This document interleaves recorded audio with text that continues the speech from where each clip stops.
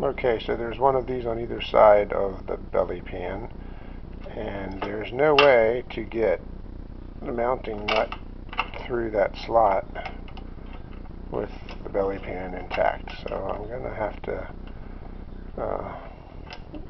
either cut or bend a little bit of the edge out of the way to get the bolt up and through there. Alright, so here we go, opening up the package with the brand new under tray. You can see got a label on there, Redesign 37. We got some instructions in a gray font. Should be interesting trying to read that. Looks like we have some hardware here, which is a good sign. I'll open that up in a second. And so there's not a whole lot to it, but it does look like it's quite a bit of manipulating of the metal, which is certainly not an easy task. I can't imagine how he did it, but there it is. So let me, I'm just going to set this down here real quick. See if I can pop this open. It has hopefully hardware in it. As you can imagine, I did not delve deeply into what I got with this because he has such a good reputation, basically. So there's an interesting tool. I guess it's just a socket driver. And here are perfect, the hardware I need. And a tool, two tools. Awesome. So I think I'll be able to install this directly today. One of the other things that my car doesn't have, and hopefully this will not be a problem putting it on, is the ductwork for the alternator cooling.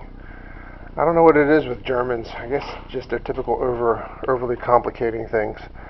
But the BMW out there has a water-cooled alternator, so all the coolant for the engine also encompasses the alternator. So you've got this sealed case to drag the alternator out of when it needs rebuilding or whatever.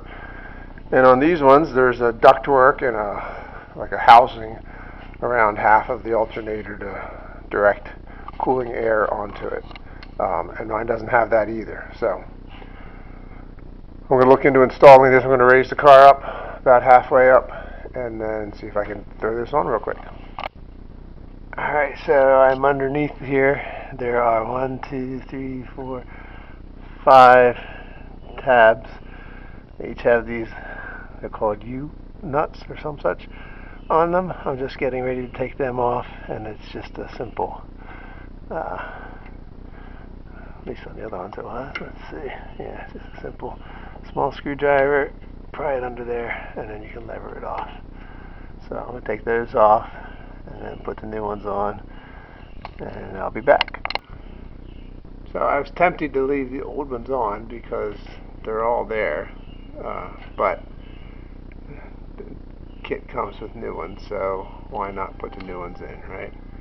And to do that, it should just be a simple thing of sliding that on to these tabs. So in Jerry's instructions, by the way, he has a pretty detailed discussion about why these pans are probably gone and how important these tabs are to be shaped right. Mine all look to be shaped right, so I'm in good shape. Okay, so there you can see one of the tabs with the new U-bolt thing put in it.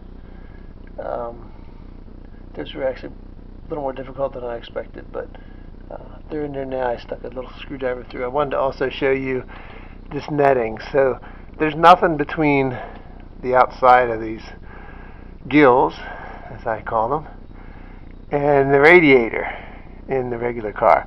So I just got some cheap window screen and cut it to fit. I don't remember how I mounted it. I did this a couple years ago now. But anyway, I feel a lot more comfortable that stuff's not going to get in there and damage my expensive new radiator. I also started making something similar for the Boxster because the year and model I have, at least when I looked, they weren't available, and even those that were available are like $250, something like that, crazy. So I want to put something like this in the 3 openings in the front of the Boxster. So anyway, back to the pan. So here's the pan laying on the runners of the lift. I'm going to finagle it up into place and see if I can't get it mounted. Okay, so there's one of these on either side of the belly pan, and there's no way to get the mounting nut through that slot with the belly pan intact. So I'm going to have to either cut or bend a little bit of the edge out of the way to get the bolt up and through there. Alright, here we are back with Orla. The battery ran out, so I didn't get to film all the stuff I had to do to make it work, but hopefully you can now see in the dark that the belly pan is now installed.